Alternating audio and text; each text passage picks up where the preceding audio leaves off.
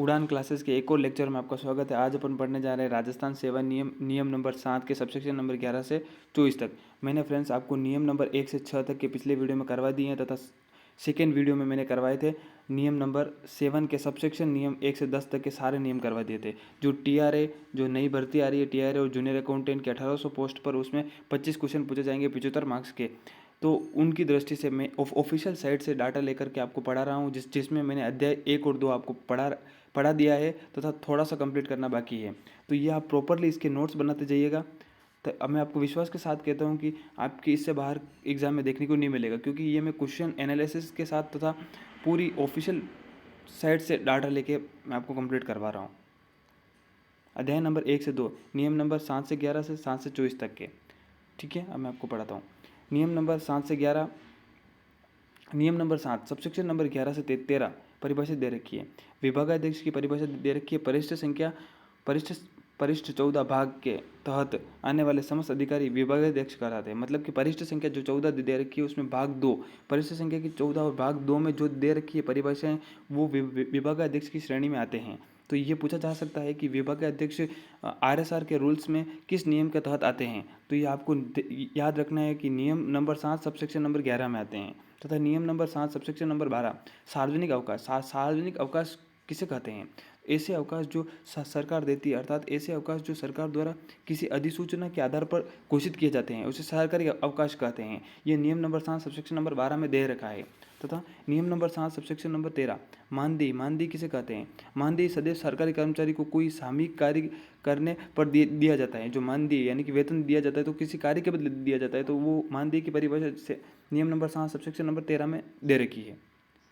तथा नियम number 7 subsection number 14 से 16 की परिभाषा दे रखी है। नियम नंबर 7 सबसेक्शन नंबर 14, पदभार ग्रहण काल। पदभार ग्रहण काल 1981 नियम के तहत कर्मचारी को एक स्थान से दूसरे स्थान का हस्तांतरण होने पर दिया जाने वाला समय पदभार ग्रहण काल कहलाता है। इसका अर्थ है कि आपको जो ज्वाइनिंग का टाइम दिया जाता है, जैसे कि 7 डेज 15 डेज का जो टाइम दिया जाता है, वो पदभार ग्रहण का काल कहलाता है, जो नियम नंबर 7 सबसेक्शन नंबर 14 में निहित है। नियम नंबर 7 सबसेक्शन नंबर 15, अवकाश किसे कहते हैं? कर्मचारी द्वारा अपने खाते से लिए गए अवकाश। कर्मचारी को द्वारा अपने खाते से, मतलब कि जो कर्मचारी को अवकाश मिलते हैं, जैसे कि महीने में 2 अवकाश मिल रहे हैं, 4 अवकाश मिल रहे हैं, तो वो उनकी तरफ से लेता है, कर्मचारी उसके स्वयं की तरफ से लेता है, उसको अवकाश कहते हैं, जिसमें नियम नंबर 7 के सबसेक्शन नंबर 15 में निहित है। तथा नियम नंबर 7 सबसेक्शन नंबर 16, अवकाश वेतन। कर्मचारी द्वारा जिस प्रवृत्ति का अवकाश लिया जाता है उसके अनुरूप उसे वेतन दे है। यह नियम नंबर 97 में दे रखा है। तो अपन नियम नंबर 97 पढ़ेंगे विस्तार से, उस समय अपन चर्चा करेंगे इसकी कि अवकाश वेतन किसे कहते हैं, जो नियम नंबर 7 सबसेक्शन नंबर 16 में निहित है। नियम नंबर 17 सबसेक्शन नंबर 17 से 19 की परिभाषा दे रखी है। नियम नंबर 7 से 17, पदाधिकार। पदाधिकार किसे कहते हैं? स्थायी पद पर स्थायी रूप से नियुक्त होने वाले कर्मचारी को उस पद पर पदाधिकार होता है। जो स्थायी पद पर स्थायी रूप से नियुक्त होने वाले कर्मचारी का उस पद पर पदाधिकार होता है।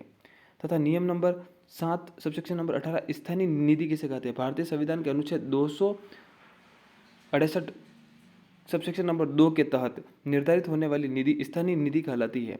स्थानीय निधि की, तो ये पूछा जा सकता है फ्रेंड्स कि भारतीय संविधान के किस अनुच्छेद में स्थायी निधि का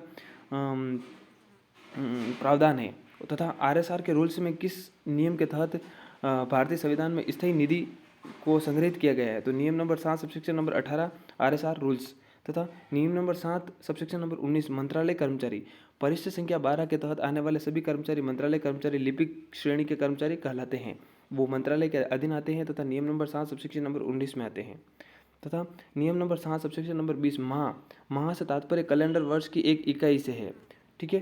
तथा सबसेक्शन नंबर 7, नियम नंबर 7 सबसेक्शन नंबर 21, दिनांक 1/1/1995 को विलोपित।